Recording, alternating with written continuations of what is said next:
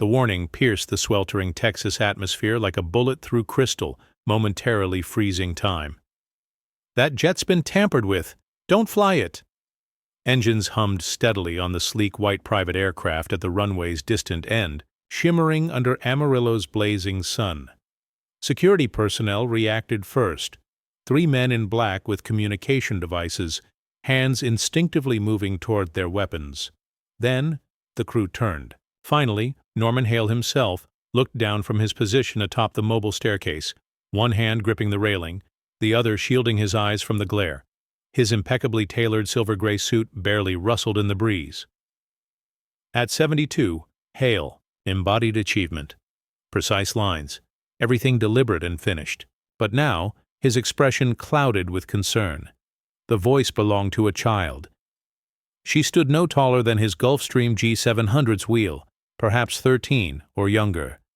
Her simple blue dress had dust along its hem, and her sneakers were blackened from dirt. Her braided hair bounced as she raced across the tarmac. No security clearance, no escort, just pure desperation. "You need to stop that aircraft," she gasped again, breathless and voice breaking. "Please inspect the tail panel beneath the rudder." A guard intercepted her just as she reached the rear landing gear. She didn't resist. She simply pointed and cried out, "Something's wrong there. It doesn't look right." One mechanic turned toward the girl, startled. Additional security personnel were already requesting backup. Norman Hale remained motionless, observing her. Though he didn't know her name, something about her seemed familiar. Instinctively, there was an authenticity in her urgent cries that couldn't be dismissed. He studied her wide, terrified, truthful eyes, then glanced at his aircraft. "Davis," he said quietly to his head of security who had just reached the steps. "Delay our departure." "Sir?" "You heard me. Send someone to examine that panel. The access point near the rudder." Davis hesitated. Just a kid. Probably some prank. Hale's tone hardened, becoming cold steel beneath velvet. "I said check it. What decision will Hale make next?" Hit that like button or comment with the number 9 to ensure the brave young girl doesn't face punishment for airport trespassing. Moments later, a mechanic knelt beneath the aircraft with 2 guards, following the girl's frantic instructions. The mechanic's expression rapidly shifted from confusion to concern to alarm. "There's some kind of device here," he reported into his radio. "Red diode flashing timer, unfamiliar wiring. This definitely doesn't belong." In the silence that followed, a dove cooed from the nearby chain-link fence. The hot Texas wind swept across the pavement. Everyone stood frozen. Norman Hale remained silent. He descended the stairs deliberately, never taking his gaze off the girl. "Release her," he ordered, quietly. The guard holding her arm looked confused. "Sir," she breached, "I said let her go." He approached the girl himself.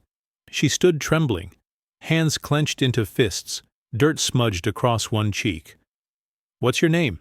he asked. "Maya," she replied. "Maya Williams," his brow furrowed. "You're—" "From around here," she nodded. "I live on Peon Street. Last night, while monitoring air traffic bans, I noticed something unusual. This morning I arrived early and saw the panel wasn't properly closed. My father taught me to recognize aircraft problems. He was a pilot. He died 5 years ago. They claim mechanical failure, but I have doubts." Hale studied her intently. Then, without speaking, he extended his hand. She hesitated before accepting it. That evening, tension filled the small house on Peon Street. The kitchen smelled of fresh corn muffins and oversteeped tea. Old ceiling fans clicked rhythmically in the fading light. Ruth Williams, Maya's grandmother, placed a steaming bowl of chicken and dumplings on the table. Her forehead creased with worry. She remained silent as Maya set down her backpack, still visibly shaken. "Sit," Ruth finally said, pulling out a chair. "Eat something. Your hands are freezing." "I'm not hungry," Maya murmured, eyes still wide. "I saw the wires, Grandma. I wasn't wrong." "Maybe not," Ruth said, stirring her own bowl. But there are dangerous things in this world, child, that you shouldn't approach carelessly, like strange dogs behind fences. This isn't some movie. Before Maya could respond, someone knocked at the front door. Both froze. Ruth slowly stood, instinctively reaching for the baseball bat kept near the pantry. When she opened the door, her jaw slackened slightly. Norman Hale stood on the porch, not in his usual formal attire or surrounded by bodyguards, but wearing a crisp white button-down tucked into jeans, with a soft leather briefcase over his shoulder. "Good evening, Ms. Williams," he said politely. "I hope I'm not interrupting your dinner." "You're that man from the news," Ruth said, her southern accent thick with suspicion. He nodded. "That's me. And what would someone like you want?" "With my granddaughter." "Just a brief conversation, if that's acceptable," he replied. He glanced past her to where Maya stood frozen in the kitchen doorway. "I believe she may have saved my life today." Inside the dimly lit living room, Hale declined Ruth's reluctant offer of tea. Maya perched on the couch's edge, still wearing her backpack. "You noticed the panel was ajar?" he asked, watching her face. "Yes, sir." "You heard unusual radio communications?" She nodded. "Strange signals, like they were scrambled, too close to the maintenance channel. I followed the sound this morning and spotted the panel." "And you didn't alert an adult?" "I tried, but nobody takes kids seriously, especially about aircraft." Ruth cleared her throat. "Sir, if you've come to thank her, consider it done. We're not interested in media attention or whatever typically follows." "I understand," Hale said gently, "and I agree completely. This isn't about publicity. I simply wanted to express something and make an offer." He opened his briefcase and removed an envelope. "This is a full scholarship to the West Texas Junior Aviator program," he explained. "Flight lessons, engineering mentorship, access to our simulation facilities." Maya's mouth opened slightly in surprise. "I also knew of your father," he continued, turning toward Maya. "Not personally, but we met once at an FAA conference. He discussed system redundancies with exceptional clarity, surpassing men twice his age. I never forgot him." Ruth's expression softened slightly, her eyes narrowing. "Daniel Williams was an exceptional man," she said, "and he died with more questions than answers." Hale looked down momentarily. "I'd like to help uncover those answers," he said, "but only with your assistance." Maya glanced between them, heart racing. "Help you with what?" He leaned forward, gaze steady. "Understanding why someone attempted to kill me today, and whether it connects to your father's work." Morning sunlight hadn't yet burned through Amarillo's haze when a black Lincoln SUV stopped outside the modest Williams residence. Ruth stood on the porch, arms crossed, her floral robe catching the breeze, fresh coffee brewing behind her. Inside the vehicle, Maya sat perfectly straight in the back seat, her blue dress replaced by jeans, sneakers, and an oversized jacket. She clutched her notebook against her chest, its pages filled with sketches of aircraft components, circuits, and signals her schoolmates couldn't comprehend. Norman Hale remained silent during the first few minutes of their journey. He simply gazed out the window, fingers tapping softly on the leather armrest. Maya watched him through the rear-view mirror, waiting expectantly. "Your assessment was correct," he finally said. "The device you discovered was military-grade, remotely triggered, designed to mimic hydraulic failure during flight. No debris, no survivors, no investigation." Maya's grip tightened on her notebook. "So, someone genuinely wanted you dead." Hale nodded slowly, and they knew precisely how to accomplish it. The SUV turned onto a long private road bordered by pecan trees and weathered ranch fencing before entering the secured perimeter of Hale Avionics Research Center. To Maya, it resembled a fortress, gray concrete, high barriers, silent guards. In windbreakers, they passed through 2 checkpoints before stopping at a glass-walled building near the airfield. Inside, everything smelled of ozone and polished metal. A curved wall displayed photographs of test pilots, flight engineers, and inventors. Her father's face wasn't among them. "He worked here, didn't he?" she asked as they entered the elevator. Hale paused, thumb hovering over the floor button. Yes, your father was one of our most promising systems analysts. He developed a revolutionary navigation upgrade, Navi's Mark V, designed to guide aircraft through GPS-denied environments with centimeter precision. If successful, it would have revolutionized aviation forever. Why isn't his name on the display? He looked away. That's part of what we'll correct. The conference room was hushed, with floor-to-ceiling windows overlooking the tarmac where technicians towed a training jet. On the table sat a small black box and 2 manila folders. A middle-aged man with a weathered complexion stood as they entered. "Maya, meet Captain James Whitmore," Hale said. "He was your father's friend and flight instructor, retired Air Force. Now teaches with our junior aviator program." Whitmore offered a warm handshake. "You have your father's eyes. He would sit exactly where you are now, sketching fuselage cross-sections during meetings." Maya remained quiet. Hale opened one folder and slid it toward her. Inside were copies of her father's final performance evaluations, glowing praise, notes, highlighting his exceptional attention to detail. The second folder contained schematics for the Navi's Mark V system. Problems emerged, Whitmore said gently. The system occasionally produced false location readings during solar flares. Your father identified this early, but management resisted delays. Maya's voice sounded thin.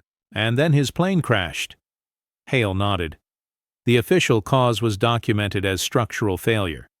But nobody could explain why his emergency beacon never activated, why his final radio transmission disappeared. "And you think it's connected to today's incident?" "I do now." She flipped to a page in the schematics indicating a familiar shape. "This module here resembles the interface I discovered under your aircraft." Whitmore leaned closer. "You recognize that? I sketched it last night. Same heat dissipation components, same control housing. The architecture is identical." Hale exhaled slowly. "Then it's worse than I anticipated." After sharing lunch in the cafeteria, grilled cheese sandwiches and lemonade, which Hale insisted on joining her for, they walked to a hangar at the airfield's far end. Inside, beneath a canvas covering, waited a pristine Cessna 172. Maya's breath caught. The scent of aviation fuel struck her like a forgotten memory. "She's yours for training," Hale said simply. 3 sessions weekly. Whitmore will instruct you." "But I haven't flown in 5 years." "Then it's time to remember." They conducted a basic pre-flight inspection together, Whitmore listing each item, as Maya moved through the checklist as though it had never left her hands. "Flaps, oil, rudder, fuel cap. You possess the instincts," Whitmore observed, "like your father." Before closing up the aircraft, Hale handed her a small envelope. "Your father left this with me during our last conversation. I never opened it. I believe it was intended for you." Maya accepted it carefully. The envelope showed age, sealed with faded tape, her name written in neat capital letters. "I don't know its contents," Hale said quietly, "but something suggests it's time you should." That night, back home, Maya sat on her bedroom floor while crickets chirped outside her window. The envelope rested in her lap. Her grandmother dozed on the couch, a half-read newspaper across her chest. Maya gently removed the tape. Inside was a folded paper and a USB drive. She read the note under her breath. "If you're reading this, Maya, I apologize. I wanted to tell you personally, but time ran out. The system they're testing isn't safe. Someone is concealing something. If anything happens to me, give this drive to someone trustworthy, someone who flies, and always trust your instincts. They'll carry you further than any map." "Dad." Her eyes welled with tears. The room fell silent except for her breathing. Maya connected the drive to her laptop. Folders appeared labeled Test Logs, Error Snapshots, Nav4 Anomalies. Inside were cockpit footage, error overlays, and her father calmly documenting the flaws. She hadn't imagined it. He had known. A sharp knock at the front door startled her. She checked the time. 9:47 p.m. Too late for neighbors. She moved to the hallway, peering through the window. No vehicle, no one visible on the porch. Just a faint metallic sound near the back fence. Then silence. The following morning, the house on Peon Street felt different, watchful, as if the air itself had changed. Ruth Williams stood at the kitchen sink, rinsing a teacup, her gaze drifting toward the window overlooking the backyard. The chain-link fence, half covered by honeysuckle, appeared undisturbed, but she hadn't imagined that noise last night. Neither had Maya. "Grandma," Maya said, entering the room with the USB drive clutched in her palm. "I think someone was outside last night. They knocked, but then vanished." Ruth dried her hands on a dish towel, her expression tightening. "You didn't answer the door, did you?" "Of course not." Ruth nodded once, then without another word walked to the hallway closet, reached up and retrieved a small black tin. Inside was a bank key, thin, silver, worn smooth at the handle. "What's that?" Maya asked. "Your daddy's final wishes," Ruth explained. "Verbal, anyway. A week before he died, he visited with storm clouds in his eyes. Said if anything ever happened to him, I should wait 1 year, then access his safe deposit box. But that was 5 years ago. Now I believe we've waited long enough." By 11 a.m., they stood inside Clayton National Bank's polished interior, its cool marble floor humming beneath their sneakers. Ruth presented the key to the vault officer, who examined it carefully before escorting them to a private room. Box 1-17. Dusty, untouched. Ruth lifted the lid. Inside lay a fireproof case, a folded note, and a faded photograph showing toddler Maya sitting on her father's old Cessna's wing. "Let's take this home," Ruth said quietly. "We shouldn't open it here." Back. In their living room, blinds drawn tight, Ruth placed the case on the coffee table. Maya sat beside her, legs bouncing nervously. Ruth entered the 6-digit code, Maya's birthday. A soft click. Inside was a second USB drive, a leather-bound notebook, and a sealed envelope marked "Confidential, Eyes Only, Norman Hale." "Seems it was meant for him," Ruth observed. "Should we return it?" Maya didn't answer immediately. She reached for the notebook and examined the pages. Technical drawings, system diagnostics, error code charts with red pen annotations. Then a handwritten entry. "Tested Navi's firmware 4.2 again. Same false altitude spikes under solar flare simulation. Management pushing to skip revalidation. Reeves wants my approval. Refused." "Reeves," Maya whispered. "Simon Reeves, the CTO." Ruth raised an eyebrow. "You know him?" "I passed him in a meeting at Hale's yesterday. Quiet. Cold. His eyes bothered me." They exchanged meaningful glances. Ruth took a deep breath. "Maya, this is serious. Not school science fair material. This is whistleblower-level dangerous. Your father was documenting everything. He suspected sabotage." "I know," Maya said. "He didn't simply crash. Someone eliminated him." Just then, Maya's phone vibrated. A message from an unknown number. "Come alone. Hangar B, 4 p.m. Important. Don't tell Hale." She caught her breath. She showed Ruth the screen. "This could be them," Maya said. "The person from last night." Ruth's hand tightened around Maya's wrist. "You are absolutely not going anywhere alone." "I won't," Maya assured her. "But we need assistance. Real assistance." At 2:30 p.m., they parked outside Captain Whitmore's weathered single-story home on the town's outskirts. A windsock fluttered above his driveway beside a rusted flight trainer, bolted to concrete. Whitmore answered the door wearing a Baylor University hoodie, eyes narrowing at the sight of the pair holding a fireproof case. "We discovered something," Maya said. "Something significant." He invited them inside. They spread the documents across his dining table. Whitmore reviewed them quickly, eyes scanning methodically, occasionally muttering under his breath. This proves Thomas warned them repeatedly," he said, holding up the USB drive. "This could dismantle the entire Navi's project." Maya told him about the text message, the meeting request, the warning against informing Hale. Whitmore's expression darkened.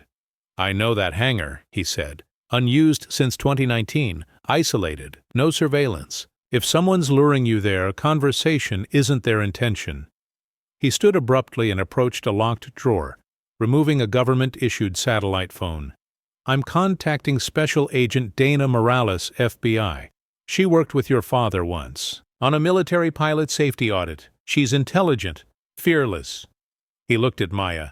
But you need to stay home tonight. No more solo investigations. Maya hesitated. I need to complete what he started. And you will, Whitmore assured her, but not by walking into an obvious trap. That evening, while Ruth baked cornbread, her traditional comfort ritual, Maya sat in her room, rereading her father's letter for the 5th time.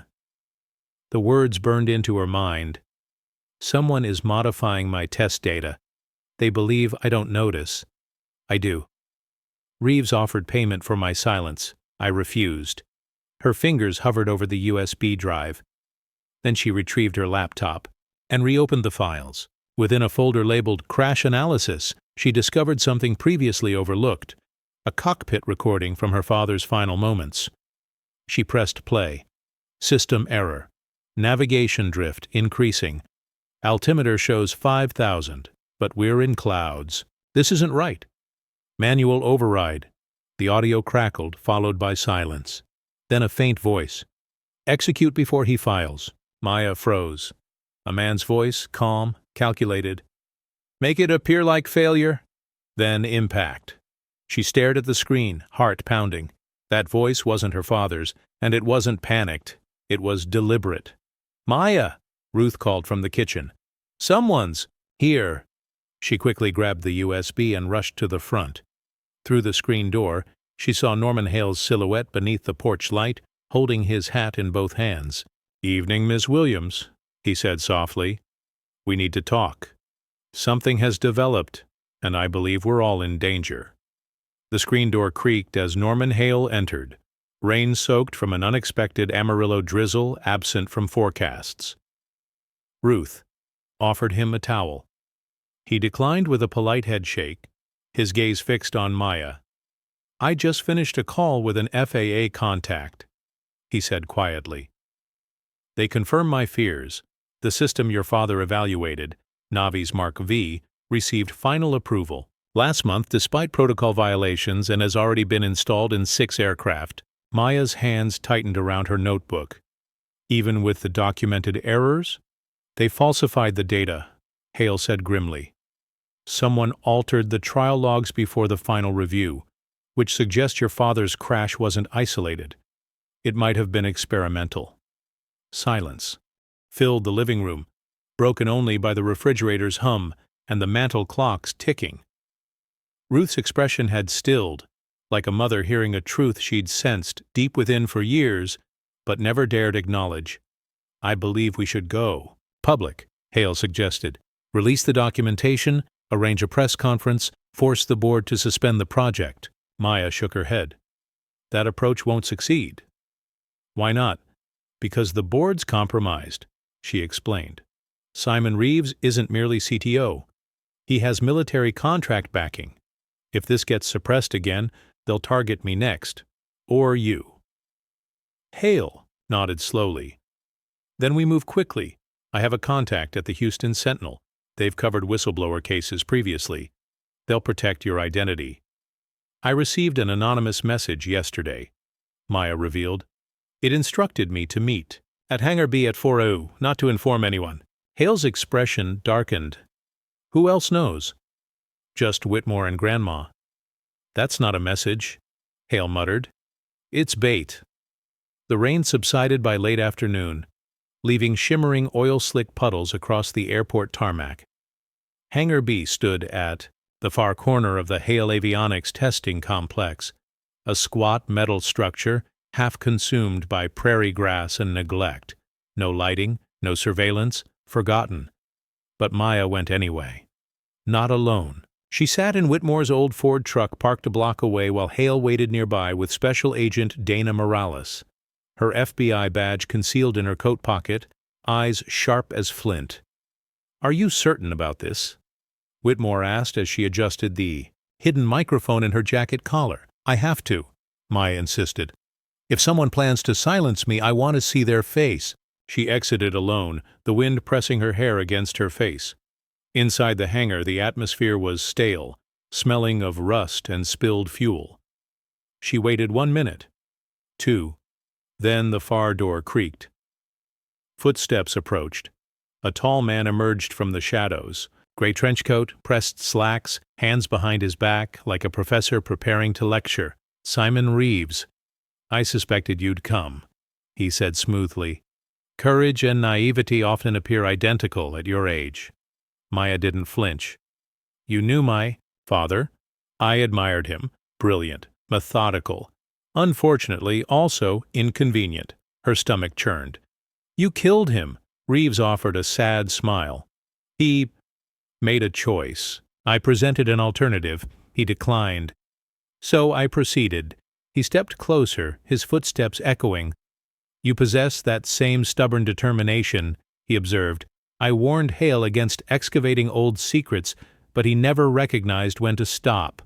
"I'm not afraid of you," Maya stated. "You should be."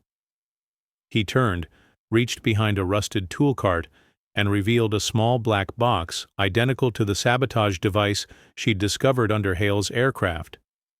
"Show this to the media," he said, "and they'll claim you manufactured it, that you infiltrated our systems. You think they'll believe a child over a federal contractor?" "Perhaps not," Maya replied. "But they might trust the FBI." She tapped the microphone on her collar. A faint static sound followed. Outside, Morales and Hale rushed in with 2 agents, weapons drawn. "Hands visible," Morales commanded.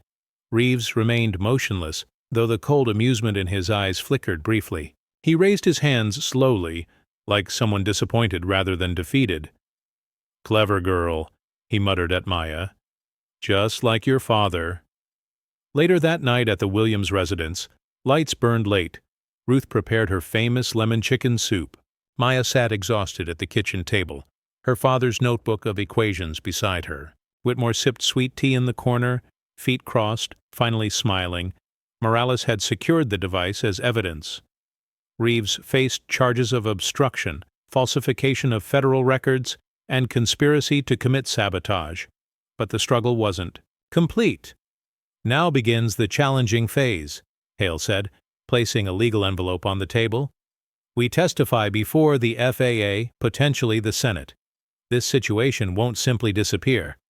Maya looked up. "What if they ignore us?" Hale smiled. "They won't, because this time they can't disregard the truth when it comes from someone who should have remained voiceless." Maya picked up her father's photograph. For the first time in 5 years, she felt a connection to him, not just as his daughter, but as someone now carrying forward his message. A peculiar stillness hung over Amarillo that morning.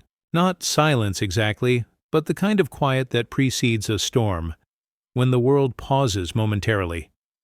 At the Hale Avionics complex, everything appeared normal.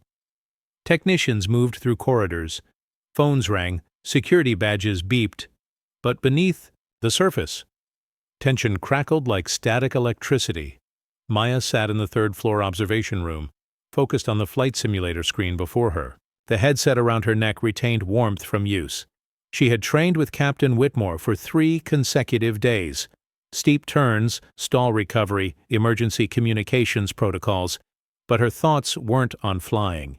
They dwelled on the flash drive hidden in her backpack's lining, on her father's final words, on Simon Reeves's voice, now contained in a federal facility awaiting indictment, and on Whitmore's comment from the previous evening over her grandmother's soup. "We haven't reached the end of this conspiracy yet, Maya. I sense it. Someone else controls the situation from afar." At 11:42 a.m., Norman Hale summoned her to his office. The space was immaculate, oak-paneled with a view of the runway stretching into the hazy blue horizon. His desk held 2 sealed folders and steaming black coffee. Hale stood by the window, arms crossed, jaw tense. "Something's happened," he said, without turning. "The backup servers containing your father's reports compromised. Every file time-stamped before his final flight erased." Maya's heart sank. "You maintained off-site backups." "We did, but someone overrode the encryption keys at 2:14 a.m. today. That requires Level 1 clearance." Maya stepped forward, voice sharp. "Reeves is in custody. He couldn't have. No, Hale said, finally facing her. But someone else assisted him. Someone we trusted. He handed her a photo, security footage. Grainy but clear enough. A man entering the data center, ID badge visible. Kevin Tran, systems analyst. Young, reserved, hired 6 months prior. Maya narrowed her eyes. I've seen him, always lingering in corners, rarely speaking. He vanished this morning, Hale explained. Left his credentials, computer, even his phone. Whitmore entered, face ashen. We have another problem. Someone just submitted an internal request to ground all Maya's test flights, citing emotionally instability and security concerns. Hale's expression hardened. Someone's attempting to neutralize her from within. Maya felt heat rising in her chest. Then let's do exactly what they fear. Let's go public immediately. Hale hesitated, then nodded. Slowly, we'll hold a press briefing at 6 p.m. Morales will attend. You'll speak. We present everything. But circumstances intervened. At 3:17 p.m., as Maya crossed the hangar floor toward the operations center, an alarm shrieked throughout the building. Red lights flashed. An automated voice announced, "Security, breach, data integrity compromised. All personnel proceed to evacuation points." She froze, then sprinted toward the stairs. In the control room, chaos erupted. Screens went dark. Staff shouted into unresponsive phones. Hale stood at the center, gripping the console white-knuckled. "They're erasing everything," he growled. "Live remote injection of destructive code. We're watching 5 years of flight data disappear in real time." Maya turned to the nearest terminal and typed frantically. "I can block the access path," she said. "If I redirect the data through the archived node—" "It's futile," interrupted. A voice behind them. Everyone turned. Kevin Tran stood in the doorway, expression unnaturally calm. "I informed them you'd be predictable," he stated. "The girl would panic. Hale would resist. Morales would arrive too late." Whitmore stepped forward. "You're facing imprisonment for this," Kevin smiled. "Probably. But the data's gone. By the time your press conference begins, public attention will have shifted. Contracts will be executed. Navi's Mark V will operate. No one will remember your father or this girl." That was when Maya stepped forward. Her eyes showed no fear, only determination. "You overlooked something," she said. Kevin tilted his head. "What's that?" "I never trusted cloud storage." She produced a small flash drive from her boot, displayed it like a flame in a parched forest.